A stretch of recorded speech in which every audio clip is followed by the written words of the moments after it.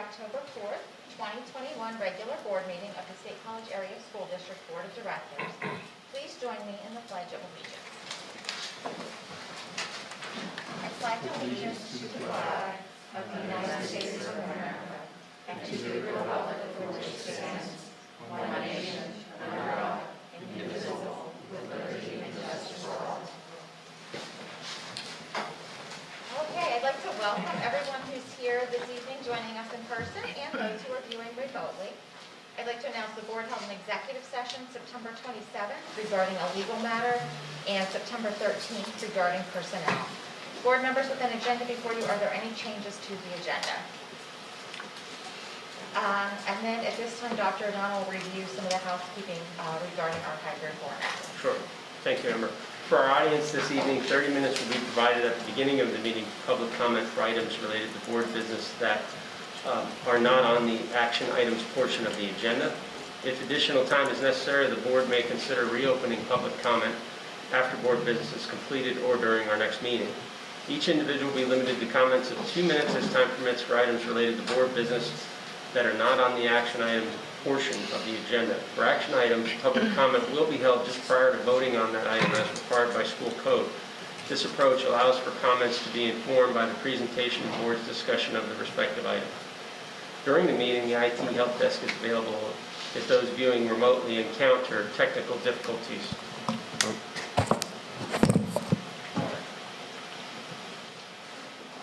Thanks. Yep. During the meeting, the IT help desk is available if those viewing remotely encounter technical difficulties. You may email itsupport@scasd.org or give them a call at 814-231-7743. Thank you. Okay, thank you, Dr. O'Donnell. And at this time, I'll call on the board secretary for our roll call of board members. Dr. Bader. Here. Ms. Bedell. Here. Ms. Brandt. Here. Ms. Concepcion. Here. Dr. Duffy. Here. Mr. Fazzard. Here. Mr. Leos. Here. Ms. Sidney.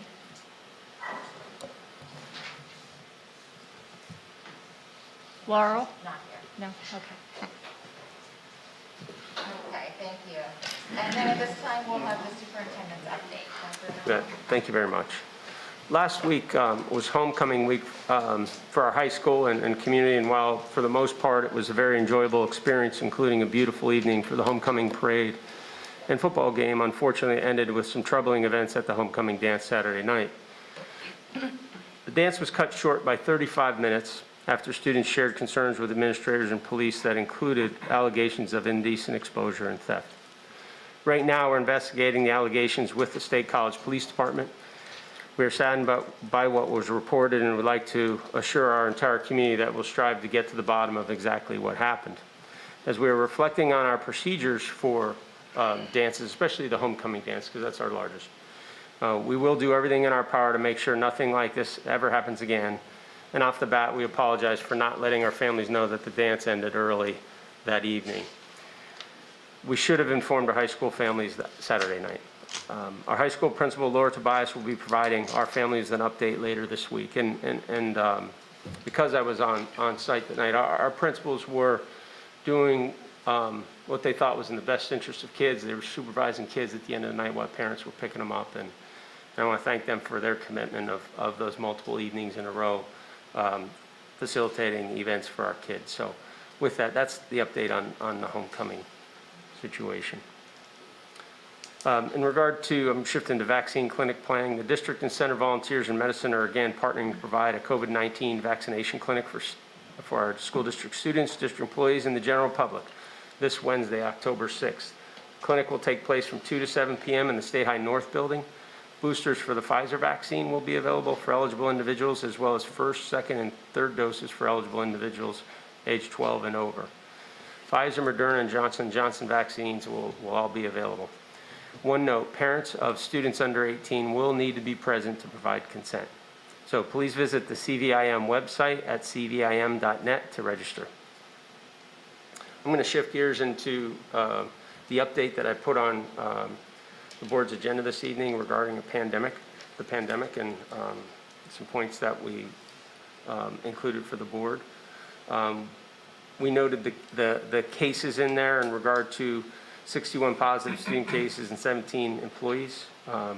When reviewing contact tracing, we obviously identified transmission within the Mount Nittany Elementary School 5th grade, which did result in closing those 3 classrooms for last week. Today I visited each of those classrooms, spoke with students and teachers, and we're excited to have them back in. We have made some adjustments in those classrooms with physical distancing, and we're obviously hopeful not to revisit that type of a situation. Our plan moving forward, as is in the past, we ran all the contact tracing by our health and safety team. So we had epidemiologists, 2 pediatricians advising us on steps to take, as well as trying to really understand what may have transpired. In regard to classroom configuration, I put a note in the memo that we have looked around the elementary community because the classrooms where we did see cases and believe we had transmission, we had students in pods, which although is very supportive of student learning, we believe that we needed to take a step and spread students out more. So we looked to all of our K-5 classrooms throughout the district and have taken that step. And we'll keep an eye on things. Obviously, the timing you see with the vaccine for younger students is possibly this month, late this month. For the record, most every case that's been coming in the past couple weeks has been in elementary schools, and we know that we have over 50% of our secondary students who are vaccinated. So I think that's important to reflect upon. I shared information about the clinic, ventilation on buses. I know that's been sensitive, and I just hope our community can hang in there with us and our drivers. And I did send a note out, and it's included in here in regard to how we're advising bus drivers, so that if we have inclement weather or extreme weather, that people know why we're doing what we're doing. But obviously on nice days where we can have all the windows fully open, that's what we want drivers to do. And the whole reason there is, even after asking parents to consider driving students to and from school, we didn't have a lot of parents sign up for that. So we still have a lot of students on buses, both in the morning and afternoon. So we want to take every step we can to maximize the ventilation on those buses. I mean, our whole goal is to get kids in school and keep them in. And that plan too is something that we've gone through in detail with our health and safety team. So with that said, I'll open it up to any questions from the board regarding the update, if you have any. Questions? Lori or Scott, did you have any questions? No. All right, thanks. I'm not sure if my mic is working, actually. Looks like it's on. I think you just have to Oh, be put right it- up in a, Does that need to be on? Is that right? Oh, yeah. But it doesn't Sound like it's picking me up. yeah, that you just work? have to smush your face really quick. Wait, so mine's on. Yeah, The you light's right? on, Closer but is so much better, you guys. Okay. have to be really How's that, Lori? Try. can you hear now, Lori? Yes, oh my gosh, that's so much better. Okay, good, good, good. Great, thank you. Okay, so no further questions on the superintendent update? Okay. David and Lori, David's not here. Lori, do you have any legislative update for this evening? Yeah, actually, I have quite a little list. I'll try to move as quickly as possible. I'll start by saying, wait a minute, let me turn my camera on, that's only play. I'll start by saying the PSBA legislative edition from Friday is full of information about bills that are coming through committee and through the House and Senate, and I encourage you all to give that a really close look. I'll do my best to highlight as efficiently as possible. So, first of all, the House Education Committee approved House Bill 1892. This would create a process to ensure that payments due to a charter are accurate, and further provides that the process used to reconcile those payments, including addressing any disputes that arise, is fair and timely. Also last week, there was an attempt on the House floor to amend the mandatory voucher plan under House Bill 1254. This failed, But following the vote, there was a motion filed to allow for reconsideration, which could happen at any time. Important to note that the failed amendment offered on the House floor would have gutted the original voucher bill language and replaced it with provisions creating a one-year tuition grant program for the 2021-22 school year for students to attend another public or non-public school due to COVID-19 outbreaks, or if they are unhappy with the health and safety policies being implemented within their local school district. A new COVID-19 tuition grant program fund would be established as a special fund in the state treasury, and so continued action is necessary to stop this bill from receiving further action in the House. Also last week, the House Education Committee approved House Bill 1685. This bill allows significant unchecked charter school expansion with no public oversight and no consideration given to the quality of the charter schools' educational programs. It provides no real reform and only exacerbates the flaws and overpayments to charter schools. Among concerns on this bill, charters can expand locations without authorizer approval or proof of academic quality. They can operate at more than one location within the authorizing district without approval of the district. There are big loopholes that allow charters to expand enrollments with no oversight. And the charter amendment is just generally, the process is vague and overly broad. Next, there is approved by the Senate Education Committee is a mask opt-out. Senate Bill 846 amends the school code to allow parents or legal guardians to opt their child out of wearing a face covering or mask in school that has been imposed by the state Secretary of Health. Schools would be required to develop and post on their websites an opt-out form for parents to use. The form may not require an excuse for the opt-out. The form also must state that the child will not be relegated to certain physical locations, isolated during activities, or excluded from school-sponsored activities. So again, this is through the Education Committee. This is not, none of these are actual law. They're just moving through committee. Approved by the House Education Committee is House Bill 1332, which requires public school entities to post on their websites the curriculum that will be taught for each grade and for each subject area. The information would have to include an internet link or title for every textbook used. The information must be updated each time new or revised curriculum is used by the entity. The term curriculum in the bill is undefined and doesn't provide any guidance to schools on exactly what materials would be considered.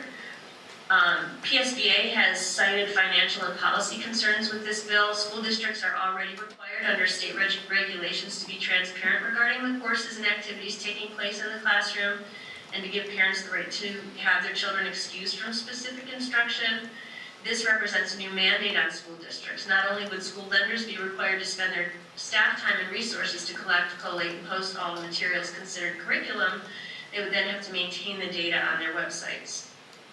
Other things that are moving through committees, state regulations on school bus side stop arm cameras, masks for children while playing sports, work permits for minors. There is a bill that was approved by the House Local Government Committee about the award of contract for services when no bids are received. That's Senate Bill 478, so that should be something that we would be looking at. And then there was a resolution passed by the Senate about the school bus driver shortage. So the things that I didn't really detail, there's more information on the PSBA website. And of course, you can look for more information about the things that I did go into a little more detail about, but a lot going on. Sorry I took so long. Thanks, Lori. It sounds like there's a lot of really relevant legislation that we need to be tuned into. Yes, for sure. Yeah, thanks, Laura. I know that I just shared a note with the board. PSBA asked me to participate in a press conference regarding charter school legislation reform, and so this Friday I'll participate in that and just share a little bit of our story with them. So, but some of these things, Lori, sound like they're moving pretty quickly, so thanks for keeping us posted. Yeah, thank you. Gretchen, is there a COG update? I know we've got the document from Cata bus.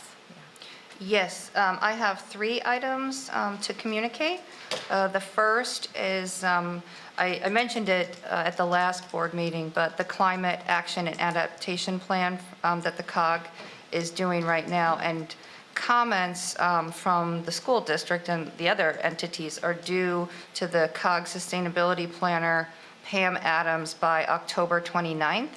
And we have invited her to come to our Facilities and Grounds Committee meeting on October 6th. So if anybody is sort of thinking about what they might want to contribute to that, then communicate that through email or attend that meeting and let us know what your thoughts are. The second item is, yes, our board is tonight going to vote on the approval of an agreement with Green Sky Development Group as the energy services consultant for the SPPA working group. So that's very exciting. That's been a couple years in the making. So that's on our agenda tonight, and the other entities are voting on that as well. And the third item is what you had mentioned, Amber, which is the Cata Reimagine study. And a link to that press release is on our agenda, the SCASD agenda for this evening. And really, it is Cata trying to determine what are the community's desires and needs looking into the future for bus transportation. So that's why it's called a Reimagine study. And as many people who can participate is the best, the better. And even if you don't take the bus, they still want you to take the survey and communicate any information you have or opinions or concerns. So it's really for everyone to give input, not just people who regularly ride the bus. And the link to that survey is on the press release item that's on our agenda, and it's www.catabus.com/reimagine. So hopefully people will take that survey and give their input. And that's everything. Thank you. Thank you. Gretchen, I just want to thank you for sharing that with me. I did pass it along our social workers who have been working with some of our families that have struggled with their transportation to meetings at schools and different things, as well as work, or to physicians. They're going to fill it out as well. And that is perfect, because that's exactly the kind of information they're looking for, things that they may not know about right now. So Okay. I'm happy to hear that you shared that. Thank you. You bet. Okay, thank you. At this time, we have time on the agenda for public comment. As Dr. O'Donnell had indicated earlier, each individual at this time is limited to comments of up to 2 minutes, as time permits, for items related to board business that are not on the action items portion of the agenda. For action items, public comment will be held just prior to voting on that item as required by school code. If additional time is necessary, the board would consider reopening public comment after board business is completed or during the next meeting. But we don't have a huge crowd here tonight. So at this time, anyone who's here in person, we'll start with those who are here in person. If you would like to make a public comment, you can come up to the lectern here if anyone's here who would like to make a public comment. And then if you could just introduce yourself and where you reside in the district, and you would have 2 minutes. So thank you. Hello, my name is Heather Donnell. I reside in Ferguson Township. I have 2 daughters that attended the high school dance on Saturday night. I first want to start off with, we moved to this district 3 years ago, and I've been nothing but pleased with what the district has done. So I don't want you to think that I'm one of these mothers that's here to bash the district and say, how dare Saturday night have happened? But really, shame on the administration. Biggest concern of mine is the amount of adults to student ratio at the dance. And you broke your own rule. In the student handbook, a dance cannot be held without selling tickets prior to the dance in order to have the appropriate chaperones at the dance. You broke your own rules. How are the students supposed to abide by the rules when you broke your own rules? The students should be ashamed of themselves. I'm going to throw it right back on them. Because what had happened with the small group of students that misbehaved Saturday night was irreprehensible. The actions, I don't know where some of these students thought that any of this behavior was okay on school property, in public, even at home. It was disgusting. I am hoping that this is not swept under the rug with a report and people walk away from this. There are planning issues that need to be addressed. There are people that need to be held accountable, need to be trained on how to handle a crowd of this size. I'm a professional event planner, and this was just chaos. I'm not going to speak to the events that happened at the dance, but I'm going to speak to the event that Dr. O'Donnell alluded to. As a parent, to let that many children loose on Westerly Parkway to go hang out in Waste parking lot and wait over a half hour for parent pickup, the weekend of a Penn State home game. Who in the world thought that was a good idea? Okay, thank you for your comments. Thank you. Thank you.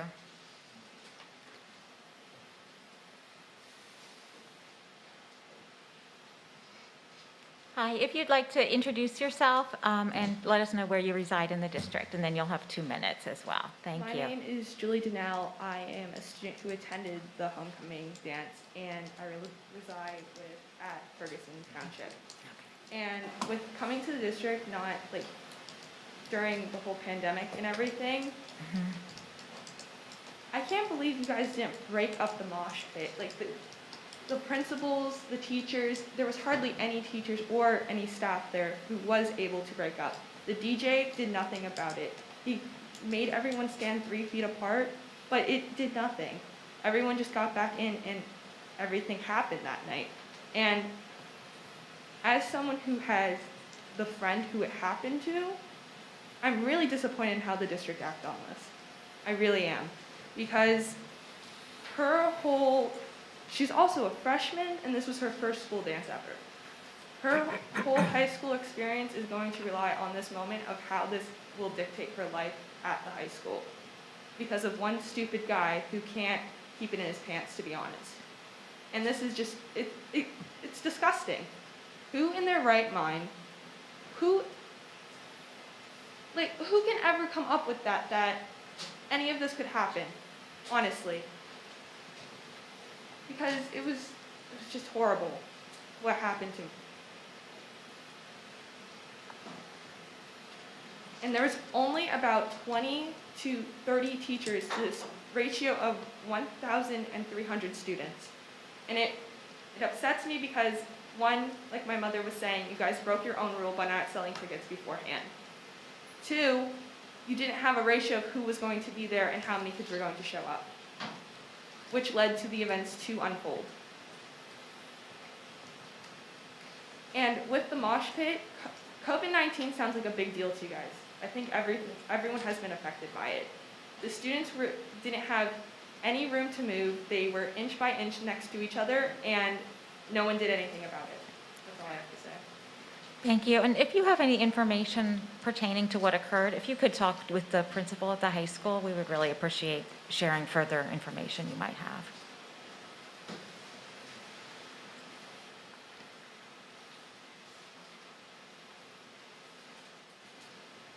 Hi, if you could introduce yourself and let us know where you reside in the district, and then you'll have 2 minutes as well. My name is Callie Donnell.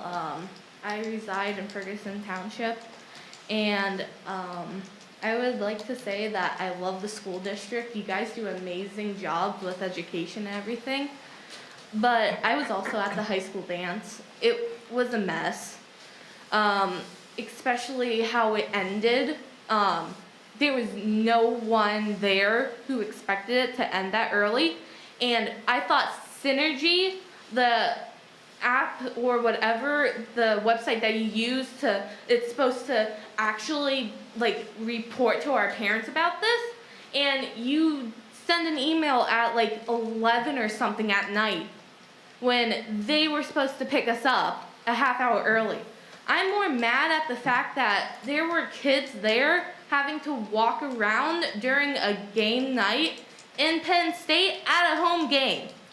That there were kids there that did not have rides and did not feel safe after the fact of what went down at the football on the turf. It was just very poorly managed, plus there wasn't enough people there for the size of the crowd. It was really, what you guys did was you broke your own rule, but you also did not plan it out properly, because there was a lot of kids just there afterwards, hanging around. you basically just said have at the neighborhood because you did not plan properly for such an event to happen, but you also did not even tell our parents that you were gonna end the dance earlier, which was a big mistake because I know kids that had to walk home because their parents or someone else that was supposed to pick them up after the dance couldn't. And I was really mad at the fact that there are no actual programs at the school to discuss this fact of how you're supposed to actually have kids that can see foreshadowing events of this magnitude at it, couldn't even properly give out the information because there weren't, first off, enough people there to give out the information properly, but also because we don't know how to stop it or actually proceed what to do with that information. Okay. Thank That's you. all. And if you, any information you have about what occurred there or concerns, you can please share with the high school principal, particularly if you have specific information, about events that are being investigated. So. I just want to clarify a fact. I was on site. There were hundreds of students waiting on the field in the lighted space for their parents, where the principals and 7 officers were on site at that point. So, we did supervise the students until their parents came. Obviously, just like dismissal or a football game or a parade, when students walk off our property, we don't chase them down at the high school level. We just can't. So we are reflecting on the matter. I spent several hours with the high school team on Sunday going through things, and we will be following up with families this week. Mrs. Tobias will be, so thank you. Okay, thank you. Is anyone else who's here in person interested in making a public comment? Okay, then let me check the Zoom. Okay, anyone who is joining us via Zoom, who's an attendee via Zoom, would you like to make a public comment?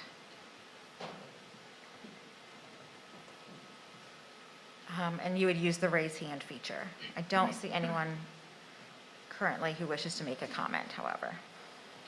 Okay, so we'll move on then to routine approvals. At this time, I would like a motion to approve the routine approval listing as presented on the agenda. Duffy, so moved. Leah, second. Okay, that's been moved and seconded. Questions or discussion around routine approvals, Dan? I just want to acknowledge the contributions by a huge number of community volunteers to work with the various support committees, advisory committees related to the Career and Technical Center. There are a number of different ways in which these individuals serve. Thank you.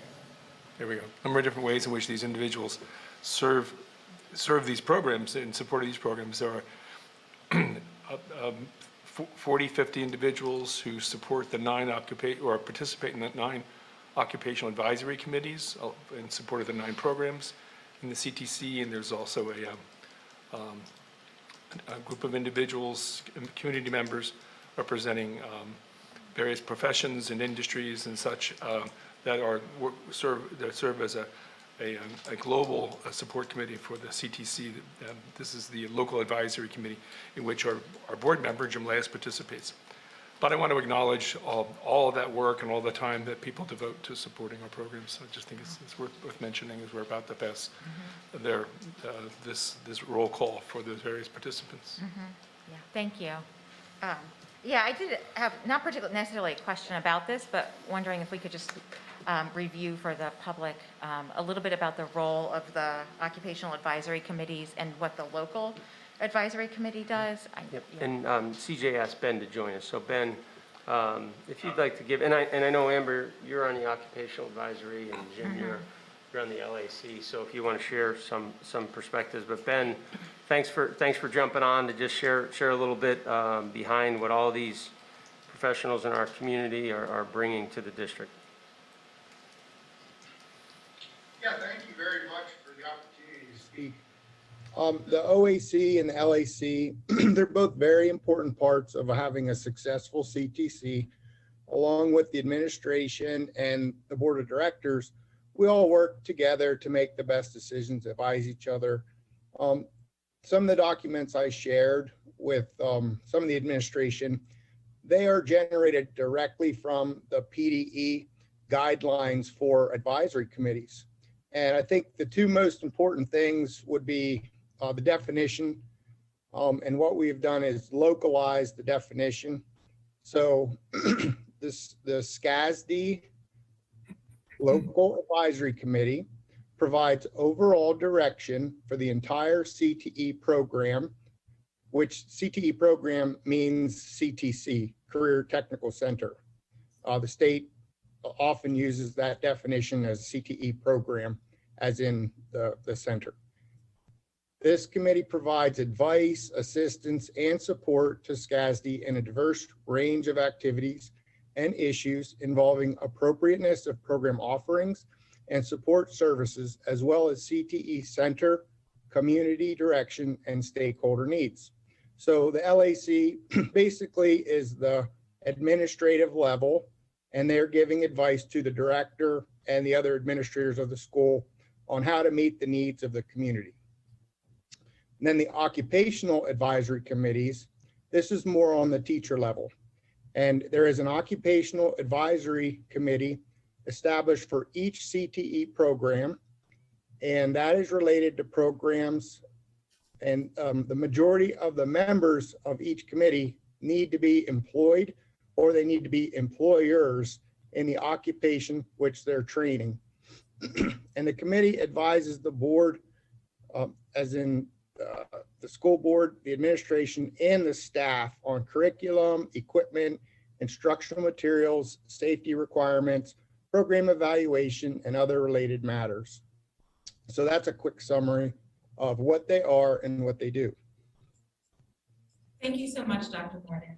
And I know Jim works with he's on the district level committee, and I've been serving on the architecture program advisory committee for a few years. And it's been, yeah, you really get to understand the programs better by serving on these committees. And it's really helpful to be able to see the great feedback that we get from professionals, including some who are alumni of these programs, who are able to provide feedback on what students need to be current for skills in those fields. So, yeah, I'd just like to echo Dan's comments about thanking people for their time. There's a tremendous amount of experts that devote a lot of time to these programs. They work with the instructors. I mean, outside of the, even at the advisory committee meetings, they work with the instructors. They donate supplies sometimes. So we really appreciate our community volunteers. yes, agreed. And I think they're often, helping make connections with students for opportunities in the community, as whether it's internships or things like that. So. Okay, thank you. Anything else under questions or discussion on routine approvals? Okay, then is there any public comment on the routine approval items? Okay, we'll have a roll call vote then. Dr. Duffy? Yes. Mr. Fazzard? Yes. Mr. Leos? Yes. Dr. Bader? Yes. Ms. Bedell? Yes. Ms. Brandt? Yes. Ms. Concepcion? Yes. Okay, that item has passed. Item A under action is a motion to approve David Hutchinson to replace myself, Amber Concepcion, as voting delegate on the 2021 PSBA legislative, it's not, I don't think it should be platform. I think it's the legislative delegate convention. So that's in attachment 6A. So, second. Okay, Duffy. that's been moved and seconded. And this was just because David had thought that he had a conflict and wouldn't be able to attend the delegate convention when we had approved delegates earlier. And then I think something rescheduled, and he was able to attend and had asked if he could do so. So that was fine with me. Anyway. Are you sure? Yeah. Yep, I'm happy to let him do it. So, any questions? Okay, any public comment? Okay, we'll have a roll call vote then. Mr. Fazzard? Yes. Mr. Leos? Yes. Dr. Bader? Yes. Ms. Bedell? Yes. Ms. Brandt? Yes. Ms. Concepcion? Yes. Dr. Duffy? Yes. Okay, that item has passed. Item B is a motion to approve the solar power purchasing agreement consultant as shown in attachment 6B. Brant, so moved. Leah, second. Okay, that's been moved and seconded. Questions or discussion on this item? Lori, I see your hand raised. I just want to thank Gretchen and Jim and Randy for their work on this project. And I know it's ongoing, but this is a big step in the process. And I just want to acknowledge all the hard work and time that has been put into this process. So thank you very much. Any other? Well, I would just Jim? like to further thank Kevin Stahl, because he was involved in a lot of the negotiations with the vendors, so we very much appreciate that. And Gretchen and Randy really put in a lot of extra time with the mini group that interviewed the people, the consultants, and wrote the RFP, so I appreciate that. And I think it's, we want to decarbonize the grid, and this goes a long way to doing that. Yep. Great, thank you. All right, is there any public comment on this item? Okay, if you would like to introduce yourself and where you reside in the district, and then you'll have 2 minutes. So thanks. Thanks for coming too. Thank you very much. My name is Peter Buck. I live in College Township. As the chair of the Solar Power Purchase Agreement Working Group, I just want to say thank you so much to the district for having board members who were so committed to the process, who were really attentive to the details that matter, who took part in every single step that could be made and was made. And that includes Kevin Stahl, as Jim just said, who was very helpful on the latter part that we've been dealing with. Obviously, Ms. Grant and Mr. Leos did a great job representing the district, asking really important questions. And Randy Brown, who was, I think, I hate to put him on the spot, I probably do it all the time, but who probably never expected to land in a position where he would be involved in something like this, and has done an absolutely spectacular, very professional job representing the district, making sure that we were on top of our numbers so that we were accurately representing things, so that people had a fair shake at every turn. When you think about the potential that is in this entire agreement going forward, which has 15 entities right now, it is about 31.5 million kilowatt hours of electricity, which is about 1/3 the size of the Penn State project that I worked on that has 3 solar farms in Pennsylvania, which takes on 25% of Penn State's total electricity usage. This would be a really significant project if it goes the full distance with that 31.5 million kilowatt hours. And I think that that's something to be really excited about here in central Pennsylvania, where I think that we are a sleeper leader. And thank you for being a part of it. Okay. Thank you, Peter. Thanks for your role in this. We really appreciate everything you've done to help make this keep moving forward. So, Gretchen?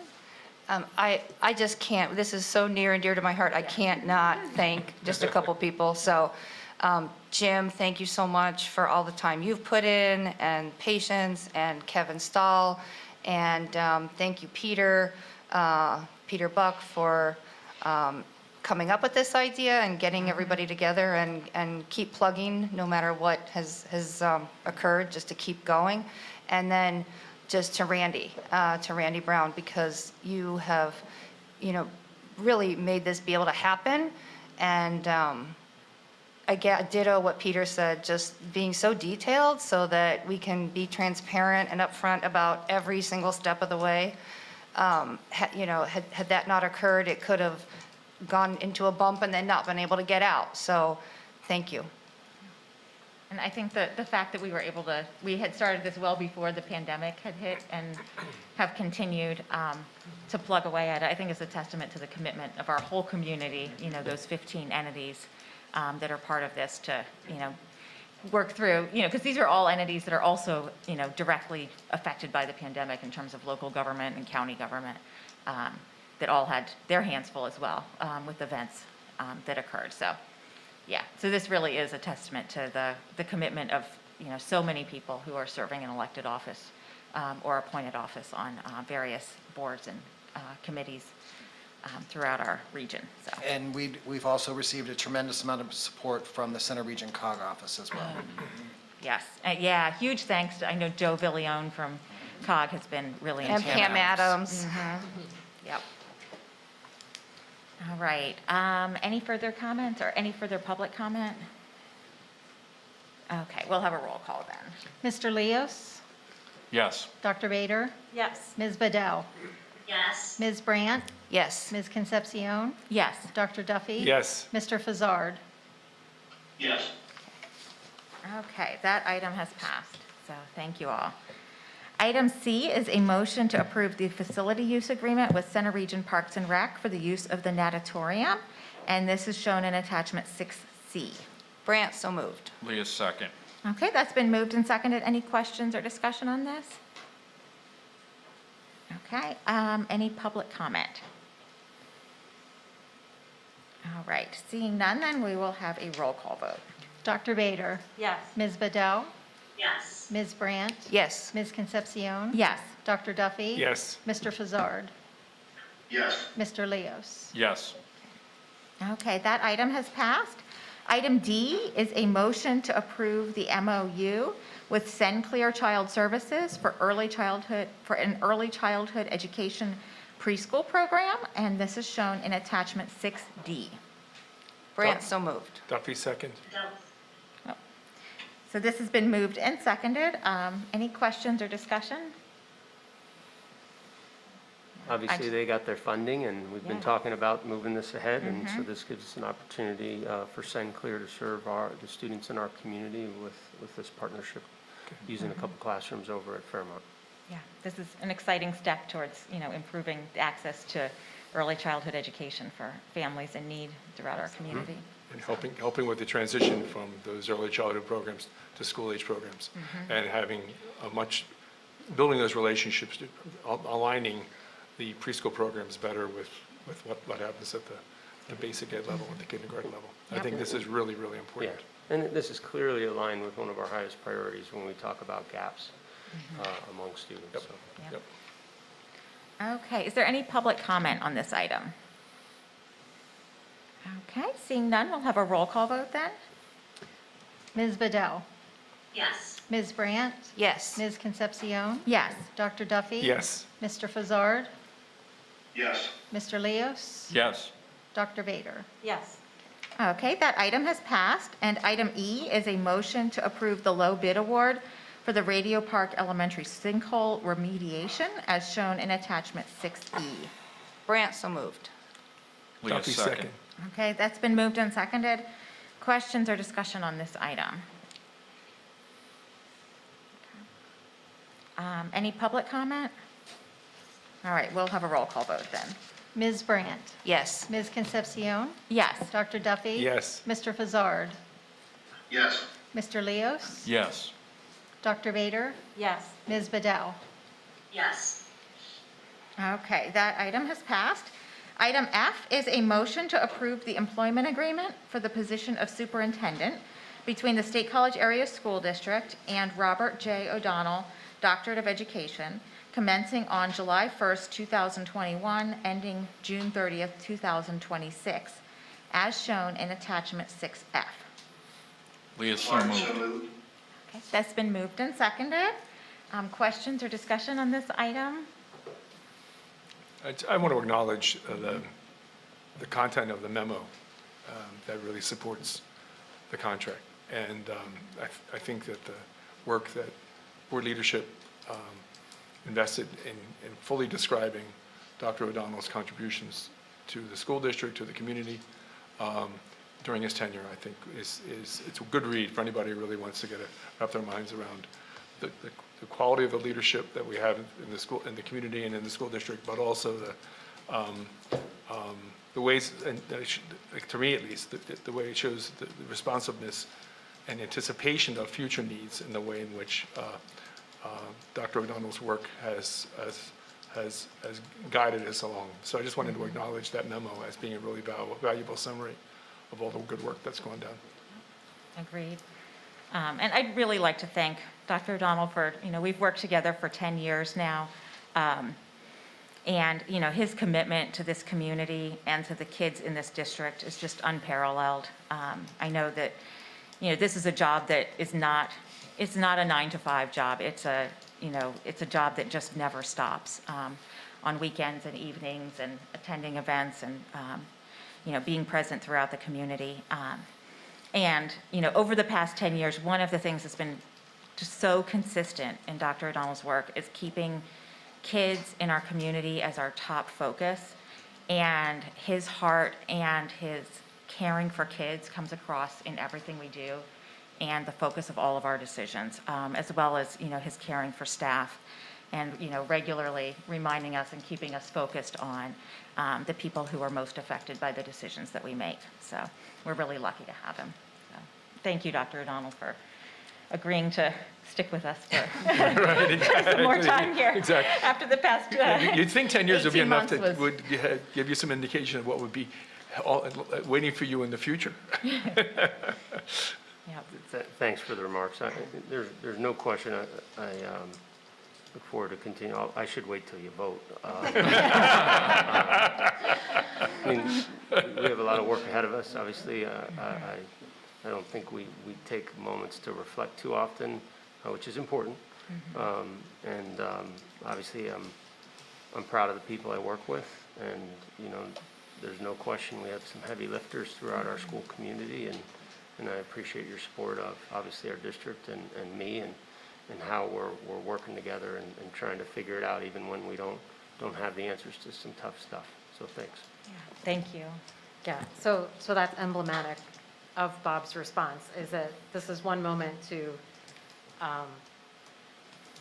enjoy being praised, and his comments are about we still have ways that we need to get better. And so that's one of the reasons we really appreciate having you here, that not that we always want to make things harder for people, but knowing that we can do better by kids in our community is, I think, the most valuable thing that we have in our relationship. So I appreciate that. Thanks. Yeah, thank you. All right, any further comments? Any board members on Zoom? Okay. Is there any public comment on this item? Okay, we will have a roll call then. Ms. Concepcion? Yes. Dr. Duffy? Yes. Mr. Fazzard? Yes. Mr. Leos? Yes. Dr. Bader? Yes. Ms. Bedell? Yes. Ms. Brandt? Yes. Okay, that item has passed. Thank you, Dr. Thank you very much. Thanks, Dr. O'Donnell. Now you're stuck. Okay, moving on to information discussion. Our first item is student learning. We'll have a. Excuse me, Amber. Sorry, yes, I'm Scott. gonna go ahead. No, that's okay. I'm going to go ahead and jump off then, okay? Okay, thanks. Okay, thanks. Okay, so we'll be looking at attachment 7A, and we have Danielle Yoder, our elementary assistant superintendent, here with us to go over this report. So thank you for being here this evening. Thank you. And tonight we're presenting the academic performance update. The purpose of this presentation is to provide an overview of current and historic student learning data from our administration of the measures of academic progress from 2015 to 2021. It is important to note that when they share the data tonight, there will be no data from 2019-20 due to the pandemic shutdown of schools in the spring of 2020. At this point, I would like to introduce our curriculum directors, Mrs. Deirdre Bauer and Ms. Chris Merritt, who will review the data. Thanks. Thank you. If you could move to the next slide, please.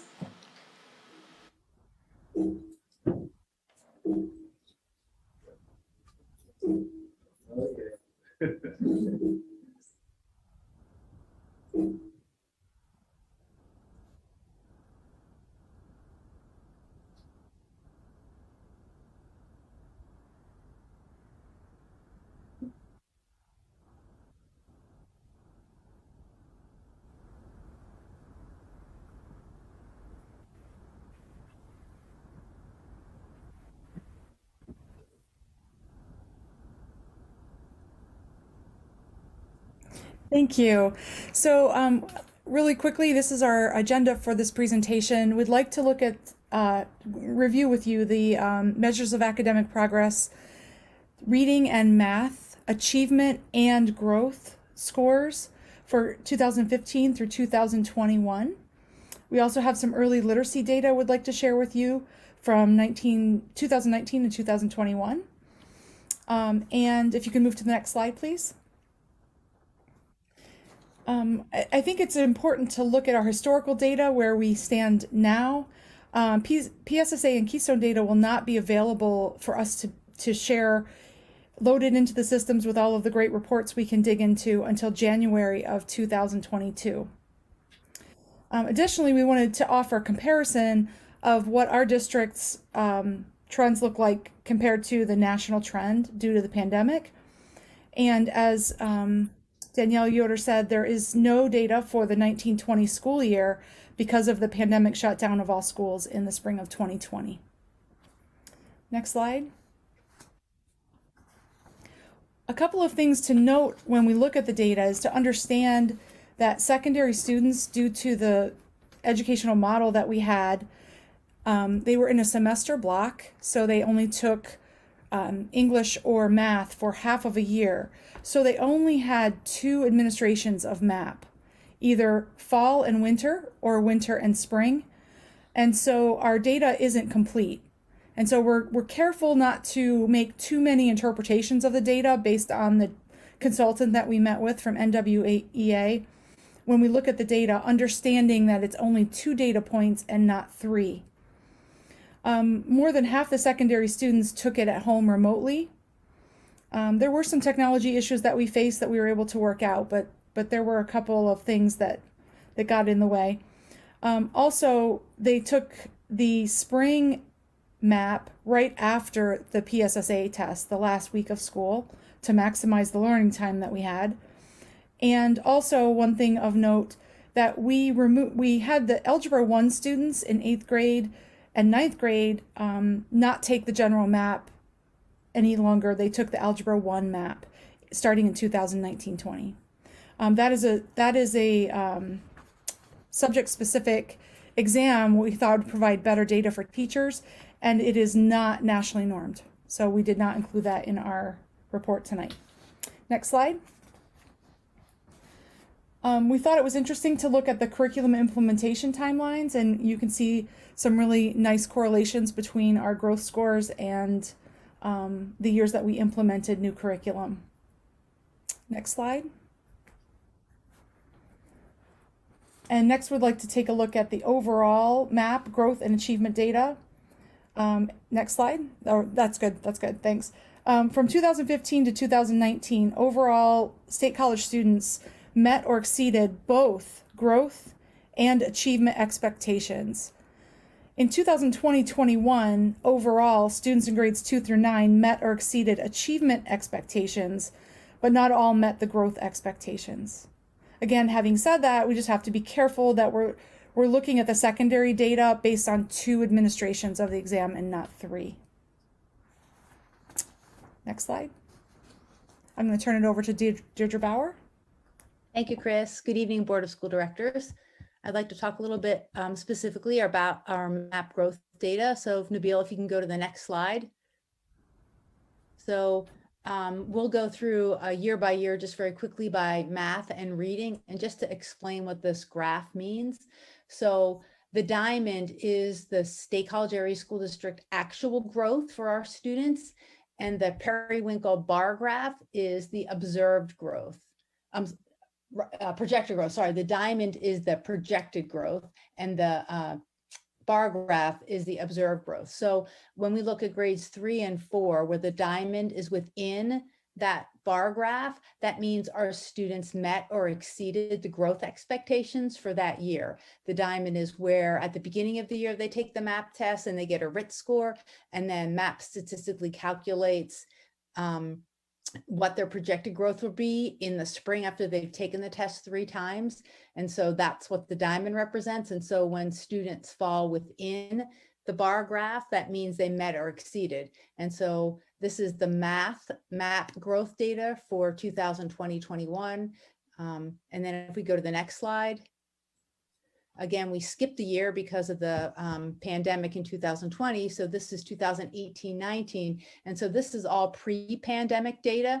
And so this is where Cata 5 implemented our new math curriculum. And you can see that every single grade level at elementary met or exceeded the growth expectations.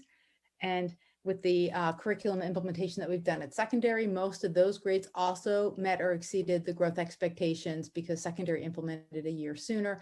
And then you can see on the next slide, Nabil, if you could go to slide 12, here's where you see the impact of the secondary implementation of their curriculum, where students met or exceeded the growth expectations. So there's 2 points in sharing this growth data with you. One, there's an impact of our curriculum cycle on student growth and achievement.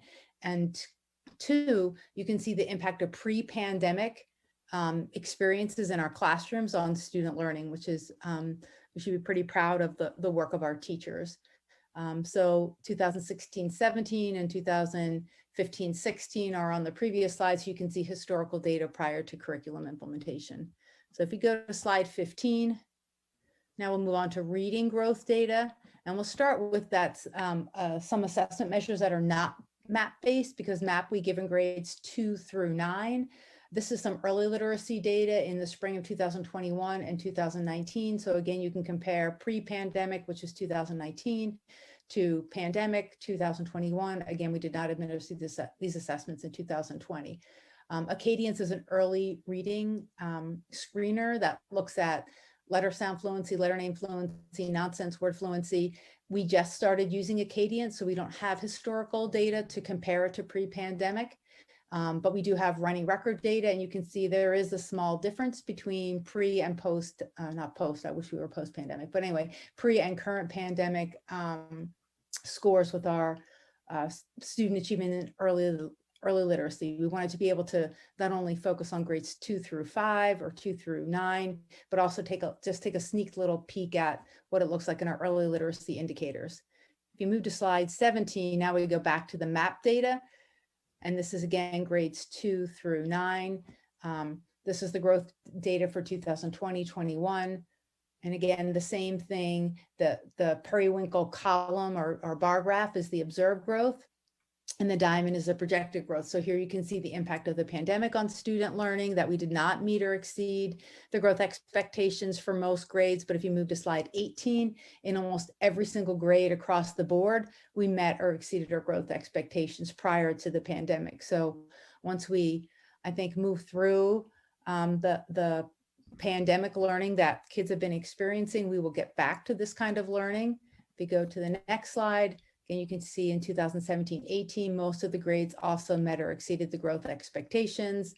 And on slide 20, that's where we implemented a new reading curriculum, K-12. And again, you can see the impact of new curriculum implementation on student learning compared to the previous slide, the subsequent slide on slide 21, when we look at 2015-16. So again, two purposes in looking at this data at the reading area is also to take a look at the impact of curriculum implementation across the board, where we have coherence across our system K-12, as well as the impact of the pandemic. So if we move to slide 22, speaking of the impact of the pandemic, although we can see in our growth data that there is some impact of the pandemic, I thought it was really important to take a look at national data as far as learning loss. When we look at that, there was an article that I had read and then reached out to NWEA to get more data regarding the achievement experiences of our students. So if we look at slide 23 with the math percentile rank change in grades 2 to 5, so the blue and orange data is our data, and that's in 2019 versus 2021 at the end of the year, comparisons to pre and post pandemic, where our students in some cases actually gained a point or two between pre and post pandemic, again, not post pandemic, but in the pandemic rather than prior to the pandemic. And then comparing that to the national norms, where we look at some learning loss that occurred in grades 3, 4, and 5, minus 11 to minus 12 points compared to our learning loss. And I think that speaks to the hard work of all of our teachers and administrators and students and families for supporting our children as we've worked through the pandemic. And if you move to slide 24, we separated out the elementary from the secondary data, because again, just to reiterate the point that Chris made earlier, the secondary data was only 2 data points, and that really suggests to have meaningful comparisons of data that you have 3 data points. However, we still wanted to share the data with our community regarding the learning loss. So if we look at 6th grade compared nationally in grades 6 through 7, the learning loss wasn't as great as the national norms. When I say national norms, it's all students who took the MAP assessment in the United States. If we move to slide 25, now we switch to reading. And although we, at the elementary level for learning loss, it's not as great as the national, but the difference is smaller compared to the difference with mathematics. But at the elementary level, we still didn't have as great of learning loss compared to the national norms. And if you move to slide 26, we look at our secondary cohort, and they also didn't have as great a learning loss as the national landscape experience. So we thought it was important to just do that comparison because we hear a lot about learning loss, and certainly there are subgroups of students who perhaps had more of a challenging time than most students have. And so this represents the average of our students. We certainly want to recognize that this does not necessarily represent all students' experience with learning. And we know just from talking with teachers that there are some students who are struggling both with academics and also with the social emotional learning. So I know we're working really hard in our administrative team and with our teachers to support students with all of those areas of both academic and behavioral or social emotional learning loss. If you move to slide 27, this just kind of summarizes that students overall achieved above the national norm before and during the pandemic, and that students have not experienced significant learning loss, at least based on this measure of achievement, and that students overall showed growth through the years throughout giving MAP, although not as strong during the pandemic year of 2020-21. So we hope this information was helpful to you and just having a snapshot of how our students are doing. And Chris and I are happy to take questions.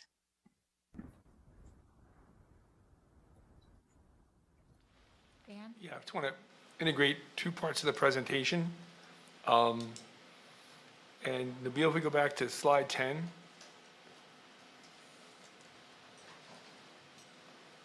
And it really relates to I think it was Chris who talked about the fact that the students who were, let me find this, who were included in the, there we go, the math assessment for 2021 in 8th grade was a subset of all students in 8th grade. And so students who had been taking the algebra assessment did not take the standard math assessment. So those students who were taking the math assessment didn't show up in this group, which means that it could be explained by the fact that those higher achieving students were not included in this general math assessment in the MAP system. So that explains the periwinkle bar being smaller. Well, and Dan, we also just, as I understood it. I don't recall that part from committee, but I know we discussed in committee that the 8th graders, at least in the spring, were taking the MAP assessments after the PSSAs. And so testing fatigue, they were all compressed in a very short period of time.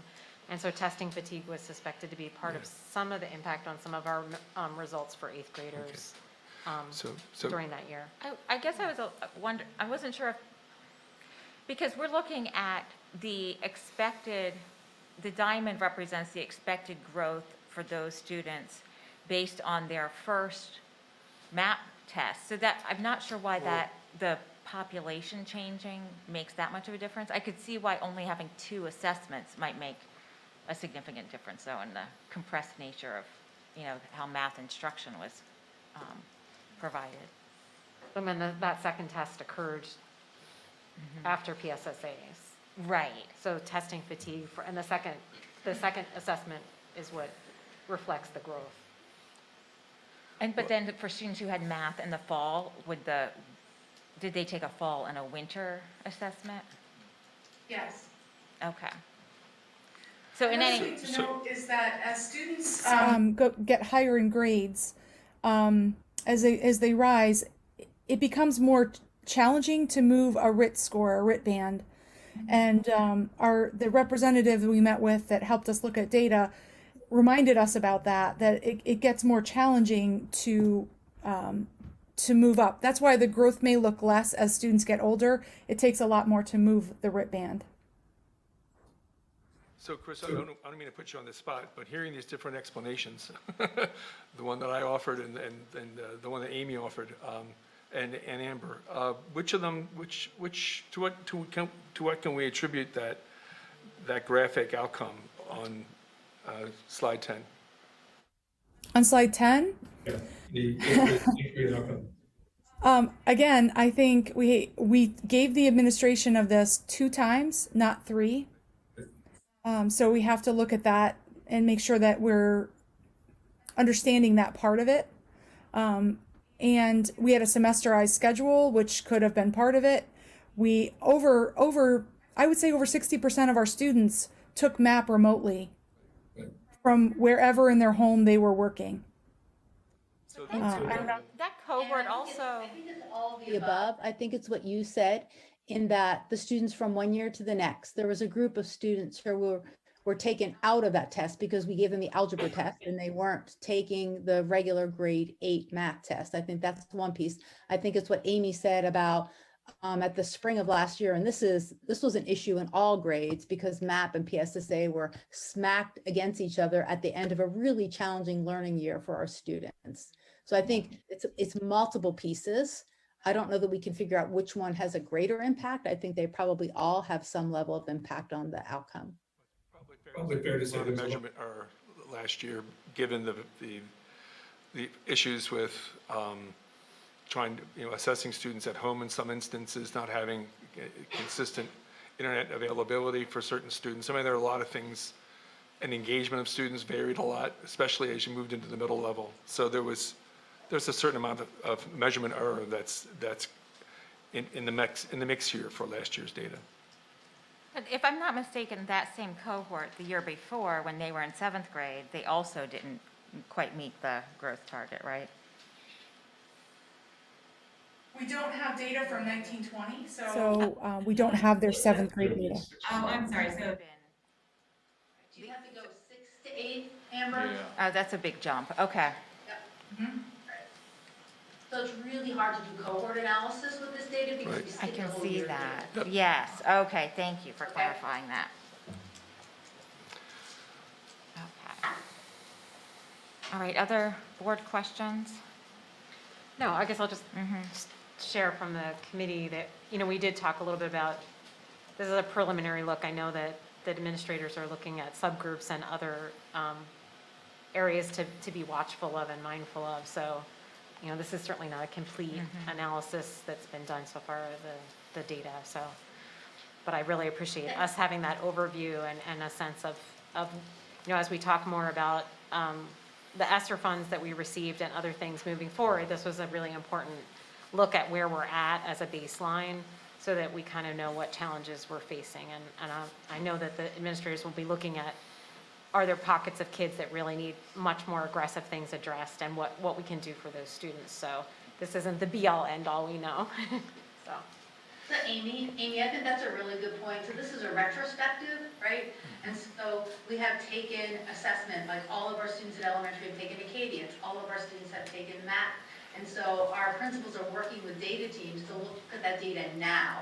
With the students who are sitting in front of us now and creating action plans to support how we're going to impact student learning as we're seeing it now. So if you look at this as a retrospective, we're continuing our assessment protocols this year that we can use as actionable data as we support student learning. So I thought that was a good point, Amy.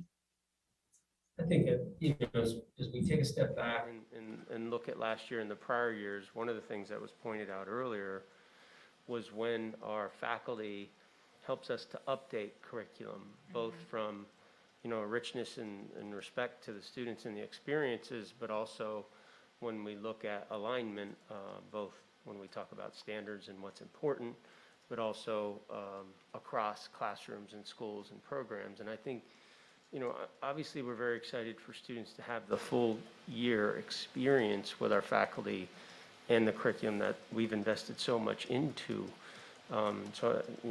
We believe that having a reflection on the strategic plan and those measures is important this year especially. But we really want kids to have that full exposure to those rich plans that our folks have developed. Because last year, to be frank, they didn't have all that exposure to all those experiences. So I appreciate the reflection on this, and when we have further information, both from the state, we'll get that to the board, but then also, as we work through the year and reflect on what our highest long-term priorities are and how we're going to measure them, any changes to where we've been, which I think will be fairly consistent with what I think our community desires, but we'll be prepared to make those adjustments. So we are working on, with the change in data systems, consolidating the data into one solution so that we can post that on our website and just be more transparent with the information. One final point, and Deirdre and Chris, when we look at the map information, the national norms, or the diamonds, they didn't change last year. They're for a normal year, right? Oh, okay. So where we were comparing ourselves was to a regular year, so to speak, and it was far from regular. MAP did not readjust or change their norms. So I just want people to know that those weren't adjusted with the pandemic. Obviously, our results do reflect the challenges we've had. Although, to the points made, I think what you see is pretty reassuring our commitment of our faculty to delivering as much of our planned experiences as possible. So I think it's worthy of appreciating. Thank you. All right, thank you. Jim? Yeah, thanks, Amy. You answered one of my questions for me. I was going to talk about subgroup, results yet. And so, one of our goals overall is closing the achievement gap. And I think that hopefully we have enough numbers here that we can, assess if the gap got bigger, which I suspect it might have just because of some of the, circumstances around remote learning, and then how to use maybe ESSER funds to help close that gap, which I think you alluded to, Amy. So if we could look at, I think it's 26 and 25 maybe. Yeah, and this is probably a better example here. So that, this movement, so when you take a look at our numbers, our numbers, 95, 93, third percentile, those are at the extremes of a normal distribution. So that I think the changes that happen in the middle nationally are more significant than the changes that happen, because that could just be a different version of the test, or it's not unexpected at the extremes to move that amount. But I think that at the middle, which is the norms, I think that's a significant loss of learning nationally.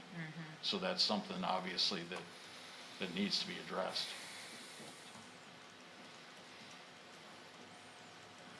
Jim, I think this is at elementary, with our focus on MTSS, we are drilling down to that data to identify those students who greatly need additional support, where we're targeting ESSER supports.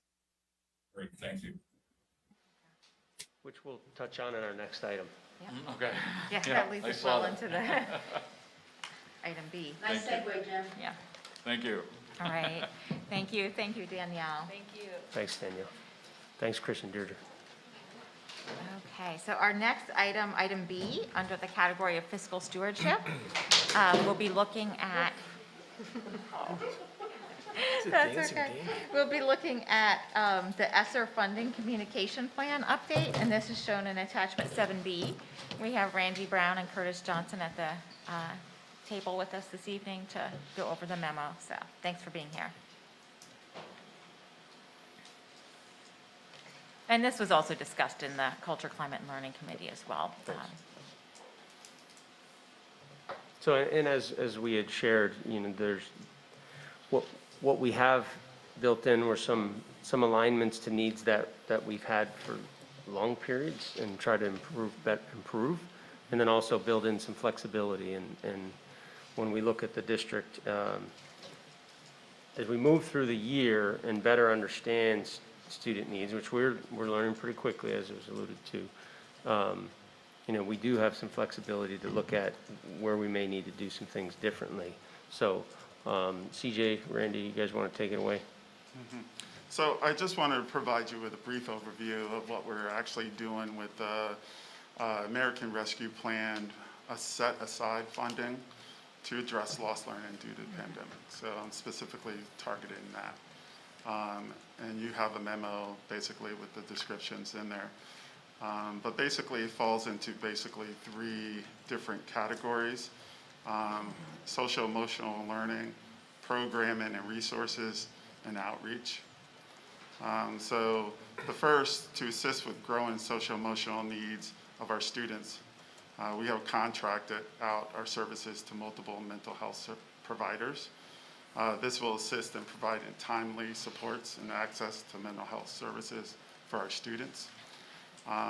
As the growing need for social emotional mental health needs, there's a considerable wait list. So this will really allow our students to get the services that they need. Second, we have increased programming and resources to support student learning, consisting of after-school tutoring programs at each of our schools. So each of our schools will have a tutoring program after school. We will also increase our reading materials and resources for K through second grade, so kindergarten to second grade, and by increasing our student capacity in kindergarten through 8th grade summer school program. That's our CHAMPS camp. So we'll increase our capacity in those areas. The third category is outreach. To increase our level of outreach to students and families, we created 2 temporary positions. The one is the family liaison, and the second is a liaison to support our multicultural student success initiative.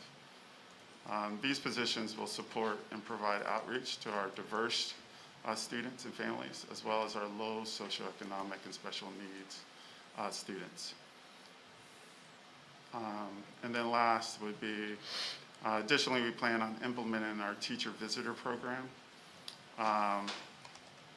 where we will train staff members to conduct home visits for the purpose of removing barriers, addressing student needs, and building relationships.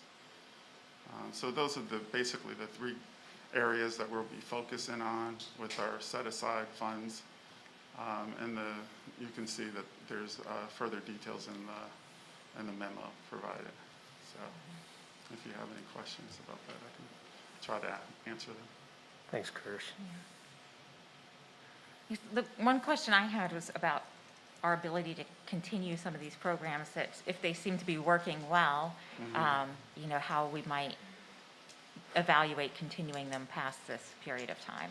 Well, I think there's no question as we move in, not this particular budget cycle, but the next budget cycle, we'll be keeping an eye on what information have we gathered in relationship to the impact of these particular roles, and then how, if we determine that we want to keep something moving, then we have to find a way to support it. So, and I know that over the next several months, beginning this month, as we look at our budget development process and where we are, there's no question we are appreciative of the one-time dollars that we receive. However, long term, we really need to understand where we are with our recovery from the pandemic and how we're doing with the recurring dollars, because that's what positions are. So, on the cost side, yeah. Thanks. Other questions? We're hearing that people are not able to hear, so I think you have to speak right into the microphone. Sorry about that. I had somebody text me that too. Was that me or? It's me? Oh, okay. It's you, not me. So this is an awkward plug because I know Esther's Fund isn't necessarily related to it, but and this isn't solely the district's responsibility, this is a community issue, and I know different entities are working on it, but I know both on a personal level and from some families that I talk with and work with, that one of our real struggles can be for connecting kids and families with mental health professionals that can do certain kinds of workup, diagnosis, and medical management of emotional and behavioral challenges. So we as a school district don't always have the capacity to diagnose or identify certain challenges that students may have. Certainly, I know that our administrative teams work with those families to provide appropriate accommodations as best they can, but that's not always the full way to help those kids. And we've lost additional providers in our community recently that I'm aware of. And so having mental health providers that can provide diagnoses of autism, ADHD, other emotional behavioral challenges, and then potentially offer appropriate medical therapies are really stretched thin in our community. And we know that not all families have the economic capacity to travel to Pittsburgh or Philadelphia to receive workups. I know I've heard ADMI in Lewisburg, who does a lot of workups for kids in the autism spectrum, have probably almost a year backlog. And I don't know how we fix that, and I'm mostly talking about it publicly so that the community is aware, because it makes it really difficult for families and for schools and for everybody to help kids when they can't get the full gamut of appropriate care.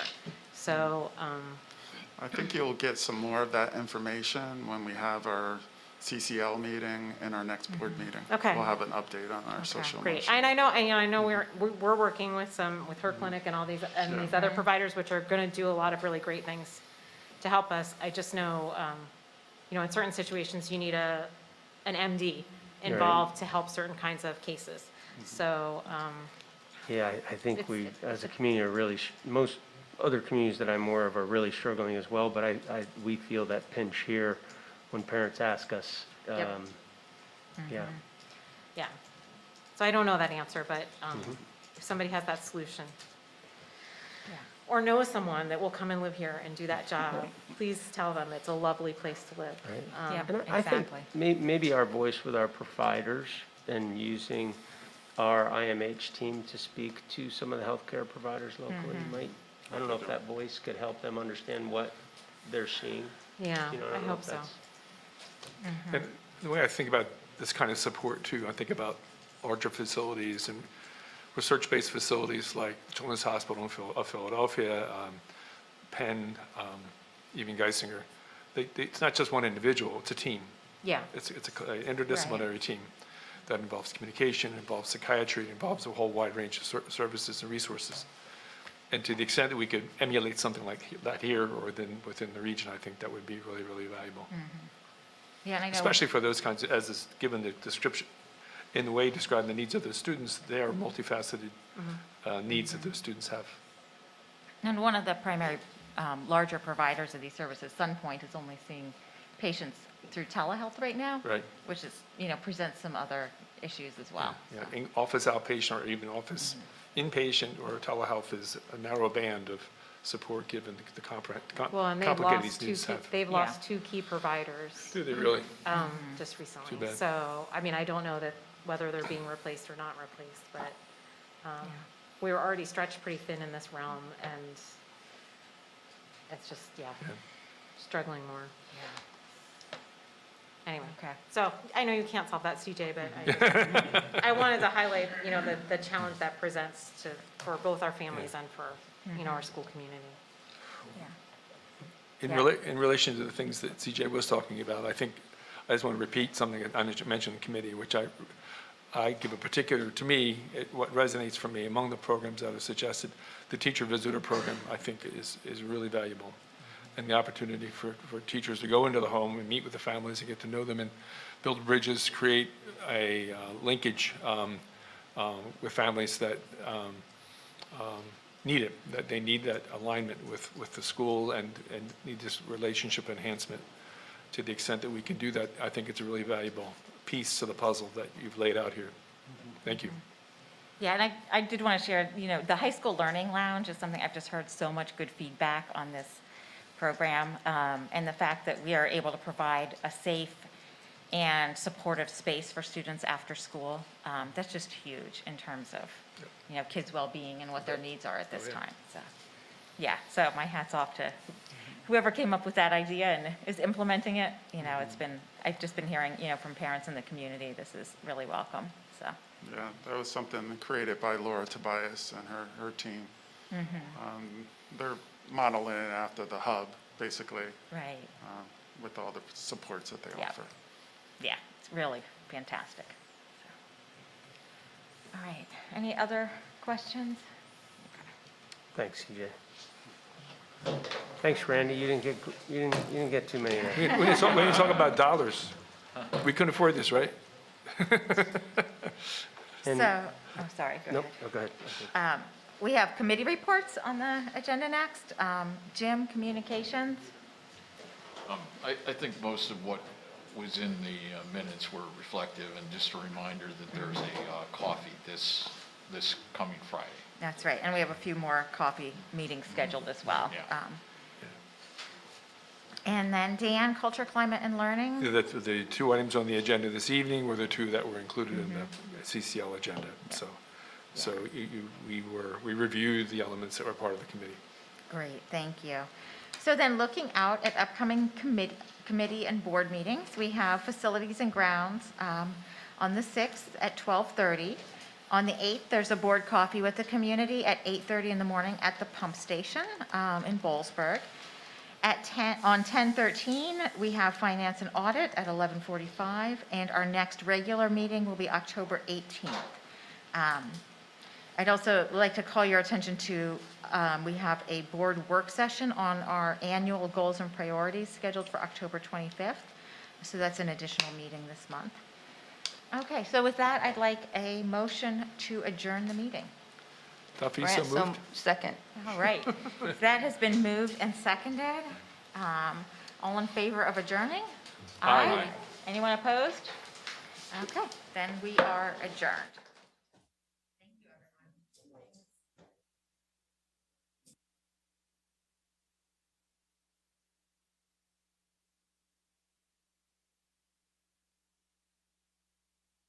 Recording stopped.